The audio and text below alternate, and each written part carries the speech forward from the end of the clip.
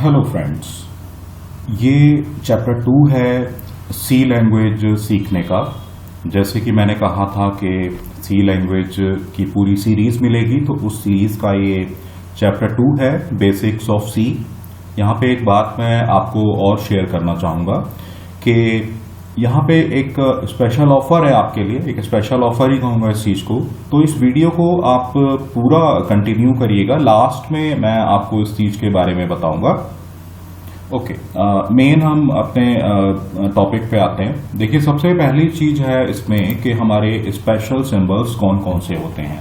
तो special symbols, जैसे कि इसके नाम से ही क्लियर है कि स्पेशल सिंबल्स वो होते हैं जिनका की कोई खास मीनिंग होता है, मीन्स के जो कि स्पेशल होते हैं।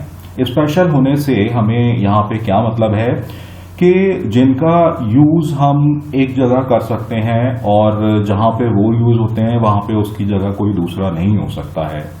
तो ये हमारे जो स्पेशल सिंबल्स हैं, ये बहुत सारे तरीके के होते हैं, जिनमें से मैंने आपको नीचे इनके सिंबल्स दिए भी हैं। नीचे मैंने सारे आपको ये सिंबल्स बता रखे हैं और इसके ऊपर आप देख रहे हो कि मैंने आपको इन सारे सिंबल्स के नाम भी दे रखे हैं। जैसे फॉर एग्जांपल इसमें बिटवाइज कॉम्प्लीमेंट, लॉजिकल नॉट, @ ये कुछ एक इसमें से नाम आपको हो सकता है कि नए लग रहे हो, like bitwise complement, logical not. ये थोड़ा सा आगे चल के हम इन सब चीज़ों को देखेंगे। हालांकि जैसे लॉजिकल नॉट या बिटवाइज कॉम्प्लीमेंट ये थोड़ा सा डिजिटल इलेक्ट्रॉनिक्स से रिलेटेड हो जाते हैं, स्टिल हम इनको आगे समझेंगे। तो ये सारे हमारे स्पेशल सिंबल्स होते हैं। अब देखो, इन्हें जनरली हम स्पेशल क्यों बोलते हैं। जैसे यहाँ पे आप देख रहे हो कि इसे, ये जिसे मैंने हाईलाइट किया हुआ है, इसको हम स्क्वायर ब्रैकेट बोलते हैं। अब ये स्क्वायर ब्रैकेट, और इसको हम बोलते हैं कर्ली ब्रैकेट, और इसको हम बोलते हैं पैरेंथेसिस। अब आप देखो कि जहां पे आप पैरेंथेसिस यूज कर सकते हो वहां पे आप ये स्क्वायर ब्रैकेट को यूज नहीं कर सकते हो, या जहां पे आप पैरेंथेसिस को यूज कर सकते हो वहां पे आप कर्ली ब्रैकेट को यूज नहीं कर सकते हो। तो इस तरीके से ये सब सिंबल्स आपस में स्पेशल हैं।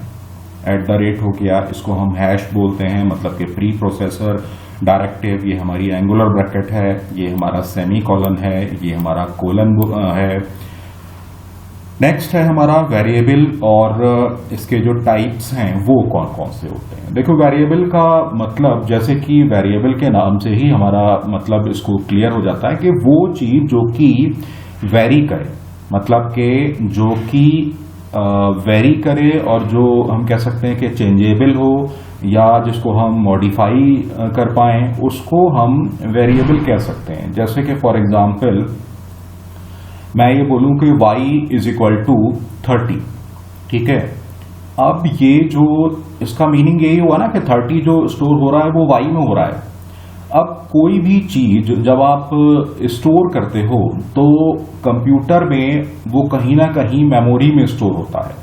अब जैसे आपने y = 30 कहा, तो कहीं ना कहीं कंप्यूटर में एक मेमोरी लोकेशन क्रिएट हुई होगी और ये 30 वहां पे स्टोर हुआ होगा, और हर मेमोरी लोकेशन का एक एड्रेस होता है। अब हम चाहें तो किसी भी प्रोग्रामिंग के लिए डायरेक्ट उस मेमोरी एड्रेस का भी इस्तेमाल कर सकते हैं, लेकिन यू कैन अंडरस्टैंड कि it will be a very tough situation. तो इस चीज को एक मीनिंगफुल बनाने के लिए हमने उस मेमोरी लोकेशन को या उस एड्रेस को कह लीजिए एक नाम दे दिया। जैसे आप x नाम दे दें, y नाम, z, कुछ भी दे सकते हैं आप नाम, और उस जो हमने उसको नाम दिया उसको हमने वेरिएबल कह दिया। अब उस वेरिएबल की हेल्प से हम अपने पूरे प्रोग्राम में, उसकी हेल्प से हम उतना पूरा प्रोग्राम उसको बना सकते हैं। तो ये हमारे लिए एक ईज प्रोवाइड करेगा। यहाँ पे एक चीज ध्यान देने वाली है कि जो भी वेरिएबल नेम हम दें वो हमारा मीनिंगफुल होना चाहिए। अब फॉर एग्जांपल मान लो आप सिंपल इंटरेस्ट निकाल रहे हो और सिंपल इंटरेस्ट के लिए आप वेरिएबल x ले लो, तो शायद कुछ टाइम के बाद आपको भी ध्यान नहीं आएगा कि आपने सिंपल इंटरेस्ट को आप x से शो कर रहे हो। यही अगर आप सिंपल इंटरेस्ट के लिए SI नाम का वेरिएबल ले लो तो आपको ये बात ध्यान रहेगी कि हाँ, आपने सिंपल इंटरेस्ट के लिए XI लिया था, ठीक है ना। तो ये आपके जो नाम होते हैं ये आपके मीनिंगफुल होने चाहिए। वेरी करने वाला क्या कॉन्सेप्ट है इसका, जैसे मैंने आपको बताया कि फॉर एग्जांपल आप चलो x = 10 मान लेते हैं फिर से, तो वेरी करने से मेरा क्या मतलब है कि वेरिएबल इसमें हमारा x हुआ, तो x की जगह आप कोई सा कुछ भी ले लो, आप y ले लो, z ले लो, प्रोग्राम पे आपका कोई भी अंतर नहीं पड़ने वाला है। x की जगह आप पूरे प्रोग्राम में y कर दो, या y की जगह आप पूरे प्रोग्राम में कुछ, मतलब वेरिएबल आप ये कुछ भी चेंज कर लो, इससे कोई अंतर नहीं पड़ेगा। तो इसलिए वेरिएबल जो होता है वो वेरी करता है, या ये चेंजेबल है, या ये मॉडिफिएबल है, जिसको कि हम चेंज कर सकते हैं, राइट। अब हमारे पास आता है कि टाइप ऑफ वेरिएबल। यहाँ पे एक चीज ध्यान रखिएगा कि यहाँ पे कांस्टेंट की बात नहीं हो रही है, यहाँ पे जो बात हो रही है वो हमारी वेरिएबल की हो रही है। कांस्टेंट क्या होता है, for example x equals to 10, तो 10 हमारा यहाँ पे कांस्टेंट हुआ, क्योंकि 10 को हम चेंज नहीं कर सकते। क्यों नहीं कर सकते, क्योंकि अगर आप वैल्यू को चेंज कर देंगे तब तो प्रोग्राम का आउटपुट ही गलत आ जाएगा ना। तो यहाँ पे हम जो बात कर रहे हैं वो हम वेरिएबल की बात कर रहे हैं। तो सबसे पहला हमारा वेरिएबल कैसा होता है, हर वेरिएबल का एक टाइप होगा ना, क्योंकि हर वेरिएबल जो होगा वो कैरेक्टर टाइप डेटा भी स्टोर कर सकता है, इंटीजर टाइप डेटा भी स्टोर कर सकता है, या फ्लोटिंग पॉइंट डेटा भी स्टोर कर सकता है। अभी इसका क्या मतलब होता है और किस तरीके से डिक्लेयर करते हैं, ये मैं आपको बताने जा रहा हूं। जैसे फॉर एग्जांपल कैरेक्टर टाइप हम लेते हैं, ये केवल 1 कैरेक्टर ऑफ इंफॉर्मेशन को स्टोर करता है। इसमें जो सबसे इम्पॉर्टेंट चीज है वो ये है कि इसको डिक्लेयर करने का तरीका ये होता है कि इसमें both the inverted commas should be in left direction. अगर इसमें दोनों इन्वर्टेड कॉमास की जो डायरेक्शन है वो लेफ्ट नहीं है तो फिर ये आपका वैलिड नहीं माना जाएगा। जैसा कि आप देख रहे हो, मैंने यहाँ पे z का एग्जाम्पल लेके आपको बताया है कि कौन सा वैलिड है और कौन सा वैलिड नहीं है। नेक्स्ट हमारा आता है इंटीजर। तो इंटीजर, जैसा कि आपको मालूम ही होगा कि इंटीजर उसे हम बोलते हैं, उस वैल्यू को बोलते हैं जिसमें कि फ्रैक्शनल पार्ट नहीं होता है। इसको हम होल नंबर भी कहते हैं, मतलब कि कुल मिला के जिसमें कि हमारा डेसिमल नहीं होता या दशमलव नहीं होता है। इंटीजर की अपनी एक रेंज होती है जो कि हमारी -32768 से +32767 होती है। अगर किसी भी वैल्यू के पहले कोई भी साइन नहीं लगा होता है तो हम उसके लिए प्लस एज्यूम कर लेते हैं। नेक्स्ट आता है हमारा फ्लोट। फ्लोट को हम रियल भी बोलते हैं, दोनों एक ही चीजें हैं। फ्लोटिंग पॉइंट जो हमारे वेरिएबल होते हैं वो वह होते हैं जिसमें कि डेसिमल वैल्यू होती है, मतलब कि हम बोल सकते हैं कि जिसमें कि हमारा फ्रैक्शनल पार्ट भी होता है।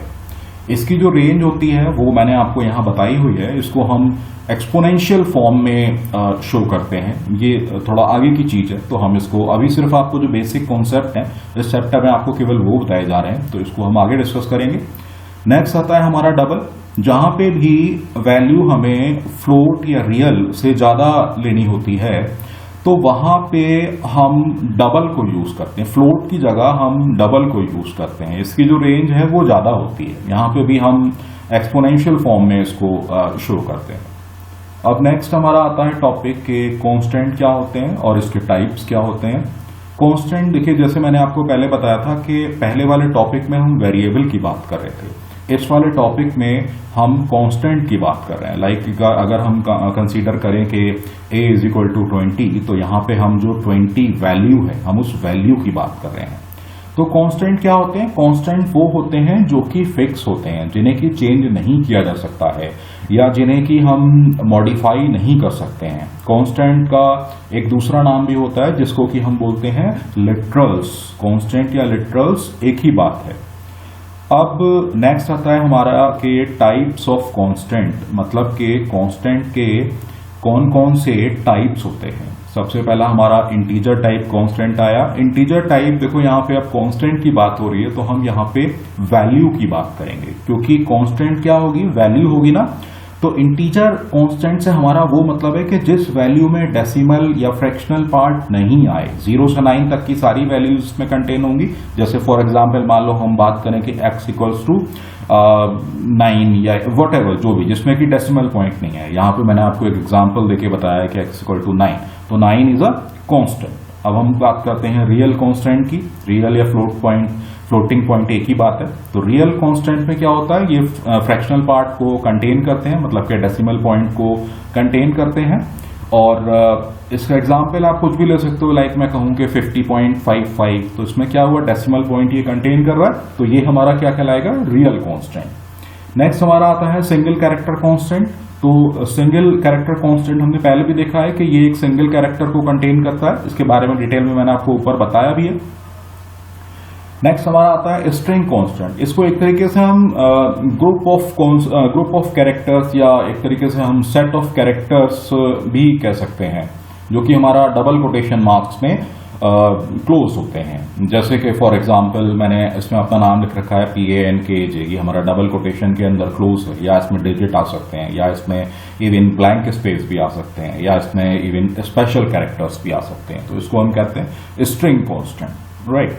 नेक्स्ट है हमारा बैकस्लैश कैरेक्टर कांस्टेंट। ये जो बैकस्लैश कैरेक्टर कांस्टेंट होता है, इसको हम एस्केप सीक्वेंस भी बोलते हैं। दोनों ही चीजें एक ही बात है। एस्केप सीक्वेंस को हम किस चीज से डिनोट करते हैं, ये जो आप देख रहे हो बैकस्लैश और 0 लगा हुआ है, इसको हम एस्केप सीक्वेंस कहते हैं, या फिर आप बोल सकते हो बैकस्लैश कैरेक्टर कांस्टेंट। तो यहां पे ध्यान देने वाली बात है कि ये दोनों ही एक ही कैरेक्टर को रिप्रेजेंट कर रहे हैं, ये दोनों अलग अलग नहीं है, ये दोनों एक ही कैरेक्टर को रिप्रेजेंट कर रहे हैं। इसको बेसिकली हम नल कैरेक्टर बोलते हैं। नेक्स्ट हम क्वेश्चन देखते हैं कि हमारा जो इंटीजर कांस्टेंट बनाने के कुछ रूल्स हैं, वो रूल्स क्या क्या हैं। देखो, हम इंटीजर कांस्टेंट की बात कर रहे हैं, तो सबसे पहले इंटीजर कांस्टेंट अगर हम बनाएंगे तो सबसे पहले हमारे दिमाग में यही आएगा कि इसमें डेसिमल पॉइंट नहीं होना चाहिए। इंटीजर कांस्टेंट है तो कम से कम एटलीस्ट 1 डिजिट यहां पे जरूर होना चाहिए। ये पॉजिटिव या नेगेटिव कोई भी हो सकता है। अगर इसके पहले कोई भी साइन, मतलब कि पॉजिटिव या नेगेटिव कुछ भी नहीं है, तो ये पॉजिटिव एज्यूम किया जाएगा। इसकी जो अलाउएबल रेंज है, मतलब जो रेंज अलाउ है इसके लिए, वो -32768 टू +32767 है। इसमें कोई भी कॉमा या ब्लैंक अलाउ नहीं होता है। तो ये जो रूल्स हुए, ये हमारे इंटीजर कांस्टेंट को कंस्ट्रक्ट करने के हुए। नेक्स्ट जो हमारा क्वेश्चन है वो ये है कि इसी जैसे हमने इंटीजर के लिए देखा, ऐसे ही हमारे रियल या फ्लोट कांस्टेंट को कंस्ट्रक्ट करने के कौन कौन से रूल होते हैं। देखो, यहाँ पे हमारी फ्लोट की बात हो रही है, तो यहाँ पे हमारा डेसिमल जरूर आएगा, मतलब कि ये डेसिमल पॉइंट को जरूर कंटेन करेगा। बाकी सारे रूल्स लगभग एक से ही हैं।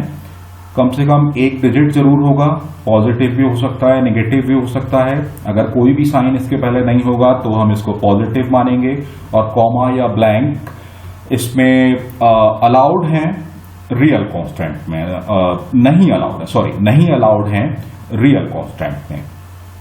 जनरली ये किसी में भी अलाउड नहीं होते हैं। नेक्स्ट है हमारा what are the rules for constructing character constant. Character constant बनाने के लिए क्या होता है। कैरेक्टर कांस्टेंट हमारा देखिए कुछ भी हो सकता है, एक अल्फाबेट, सिंगल डिजिट, या फिर सिंगल स्पेशल सिंबल, जो कि एक सिंगल कोटेशन के अंदर क्लोज होता है। इसके बारे में डिटेल में मैंने आपको पहले ही बताया है। और जो मैक्सिमम लेंथ होती है कैरेक्टर कांस्टेंट की, वो क्या होती है, 1 कैरेक्टर। अब हम देखते हैं कि अगर हमें किसी भी वेरिएबल का नेम रखना है, मतलब कि हम किसी भी वेरिएबल, जैसे हमने अपनी कोई भी फाइल मान लीजिए सेव की, फॉर एग्जांपल हमने सी का कोई भी प्रोग्राम बनाया और उस फाइल को हमें सेव करना है, जिससे हम सेव करते हैं सारे प्रोग्राम को, तो हम किस तरीके से फाइल को सेव करेंगे। देखिए, फाइल को सेव करने के लिए हम कोई भी उसको नेम देंगे और उसको हम वेरिएबल नेम बोलेंगे। तो इसके जो रूल है, वो पहला रूल है कि इसका जो पहला लेटर होगा वो अल्फाबेट होगा, मतलब कि A, B, C या D होगा। अब इस वेरिएबल नेम में कॉम्बिनेशन हो सकता है अल्फाबेट और डिजिट का, मतलब ABCD या 1 2 3 4 के कॉम्बिनेशन हो सकते हैं। इसमें अगर हम स्पेशल कैरेक्टर की बात करें तो स्पेशल कैरेक्टर केवल और केवल सिर्फ अंडरस्कोर ही अलाउड है। अगर हम अपर केस और लोअर केस की बात करें तो किसी भी वेरिएबल को हम अपर केस भी बना सकते हैं, अपर केस का नाम भी दे सकते हैं, मतलब फाइल का नाम हम अपर केस से भी दे सकते हैं और लोअर केस में भी दे सकते हैं, या फिर हम दोनों का कॉम्बिनेशन बना के भी दे सकते हैं। लेकिन वन मोर थिंग, क्योंकि वेरिएबल्स जो होते हैं वो केस सेंसिटिव होते हैं, इसलिए दोनों ही नाम अगर अपर केस में दिए हैं तो वो अलग कंसीडर किया जाएगा, और लोअर केस में दिया है तो वो अलग कंसीडर किया जाएगा। कोई भी इसमें वेरिएबल्स के बीच में कोई भी स्पेस अलाउ नहीं है।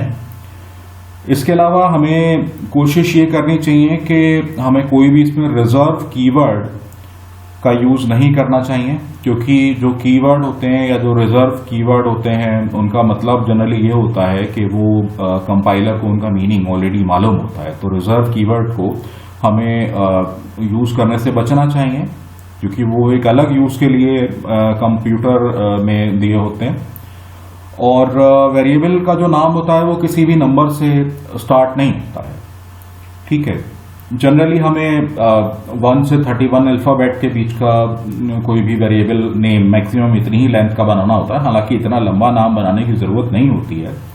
अदरवाइज जो कुछ कंपाइलर है हालांकि जो कि काफी लंबा नाम लाइक 247 कैरेक्टर्स का भी अलाउ करते हैं, लेकिन जनरली हमारे पास 32 या 31 के अल्फाबेट्स या डिजिट्स या फिर अंडर्स को इतना बड़ा नाम बनाने के लिए ही अलाउ करता है सिस्टम।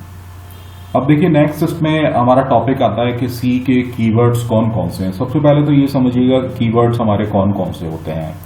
कीवर्ड्स हमारे वो वर्ड्स हैं जिनका की मीनिंग कंप्यूटर को या हम कहें कि कंपाइलर को ऑलरेडी मालूम होता है, ठीक है। तो अब ये जो कीवर्ड हैं इनको ही हम रिजर्व वर्ड भी कहते हैं। रिजर्व वर्ड इसलिए क्योंकि ये वर्ड जो हैं वो सी के सिस्टम के अंदर विद डेफिनेशन कंपाइलर को इनका मीनिंग मालूम होता है। मतलब कि जैसे कि हम कुल मिला के 32 कीवर्ड्स होते हैं, जिनको कि मैंने एक टेबल के फॉर्म में आपको सारे के सारे बता रखे हैं, तो इनका मीनिंग मालूम होता है। इससे क्या मतलब है? फॉर एग्जाम्पल अगर आप इफ का यूज करते हो तो कंप्यूटर को इफ को आपको कहीं भी प्रोग्राम में डेफिनेशन देने की जरूरत नहीं पड़ेगी। कंप्यूटर को मालूम है कि अगर आपने इफ लगाया है तो आपको कंप्यूटर को क्या करना है। या आपने कहीं व्हाइल लूप का इस्तेमाल किया है, ये एक लूप के लिए कीवर्ड है, तो कंप्यूटर को मालूम है कि सिर्फ आपको व्हाइल लगाना है और वो अपना काम करना शुरू कर देगा। ये थोड़ा सा आगे के चैप्टर्स की चीजें हैं, इसलिए इन पे अभी मैं ज्यादा फोकस नहीं करना चाहूंगा। तो इसमें जो लास्ट में है मैंने वो आपको अपनी ईमेल आईडी दी है। ये ईमेल आईडी पे जो आपको जो भी प्रॉब्लम फेस आ रही हो आप वो इस पे मुझे बता सकते हो। वन मोर थिंग, स्टार्टिंग में मैंने आपसे कहा था कि एक इसको ऑफर कह लीजिए या एक आपके लिए एक फैसिलिटी है।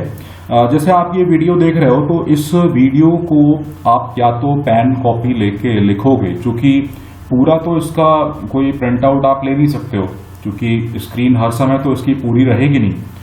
तो इसमें क्या है कि अगर आप चाहो तो मैं आपको इसके सारे प्रिंट आउट जो कि पीडीएफ कॉपी में होंगे वो आपको प्रोवाइड करवा सकता हूं, जिससे कि पीडीएफ कॉपी आपने ली और आपने मार्केट से इसके या आपके घर पे अगर प्रिंटर हो तो आप उससे सारे के सारे प्रिंट आउट निकाल सकते हो और इसे अपने पास रख के एग्जाम के टाइम में या वैसे अपने पास सारे के सारे नोट्स हैं इसमें। आई कैन टेक गारंटी कि इन सारे नोट्स को पढ़ने के बाद आपको किसी भी बुक की नीड नहीं रहेगी। तो मैं आपको ये सारे के सारे सेंड कर सकता हूं। जिस किसी को भी मेरे नोट्स पीडीएफ फॉर्म में चाहिए वो मुझे इस मेल आईडी पे अपना नाम, फोन नंबर, ये दोनों चीजें भेज दे और उसमें मुझे ये बता दे कि उसको इस चैप्टर के सारे नोट्स चाहिए। बस इसके लिए उसको एक काम करना पड़ेगा, खुद और किसी भी एक और व्यक्ति से मेरे चैनल लॉजिक्स को लाइक, सब्सक्राइब और जो बेल बटन होता है जिसमें कि ऑल वीडियो वाला आता है, इसको ये करवाना पड़ेगा चैनल को। ये किन्हीं भी दो व्यक्तियों से, खुद और किसी भी एक और व्यक्ति से, और उन दोनों के स्क्रीनशॉट खींच के मेरे को इस मेल पे भेजने होंगे और आप जिस भी चैप्टर के सारे नोट्स कहेंगे मैं आपको भेज दूंगा, जिससे कि आप इसके प्रिंट आउट निकलवा सकें। Thank you so much, thanks a lot ये पूरा वीडियो देखने के लिए। Thank you.